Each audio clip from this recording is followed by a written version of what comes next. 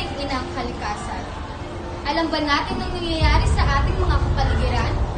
O hindi dahil tayo ay sadyang hindi mulat sa katotohanan na ang ating kapaligiran ay unti-unti nang napapagod, unti-unti nang nawawala, at unti-unti nang nasisira.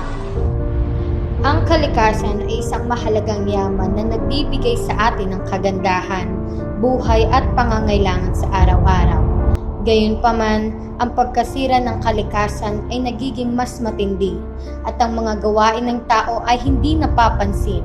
Kasama sa mga karaniwang pagkakamali sa ating pang-araw-araw na buhay, ang pagtatapon ng basura sa mga ilog at karagatan, pagputol ng mga puno, at hindi wastong paggamit ng mga likas na yaman.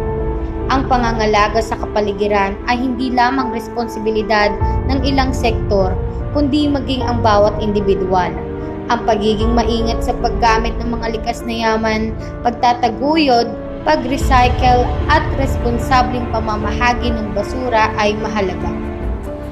Ang pagmamahal at pangangalaga sa kalikasan ay mahalaga para sa ating henerasyon at sa mga susunod na henerasyon. Magkaisa tayo sa pangangalaga sa ating kapaligiran at pagpapahalaga sa mga mahalagang yaman ng ating iniingatan. Ang lahat ng mga ito ay may dahilan at ang mga dahilan ay may kasagutan.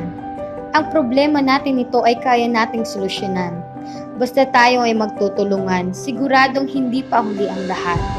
Maibabalik natin ang kalinisan at kaayusan na ating inang kalikasan sa pamamagitan ng pagtutulungan. Sa simpleng pagsunod sa mga batas, pagtapon ng basura ng tama, pag-iwas sa paggamit ng mga sasakyan na nagbubuga ng uso, sa pakikilahok sa mga programa na may kinalaman sa ating kapaligiran, at ang pagkakaisa ng bawat isa ay makakatulong na upang muli nating buhayin ang napakaganda at malinis na ating inang kalikasan. Ako si Jasmine Oliver na nagsasabi na ang kalikasan ko ay ang buhay ko.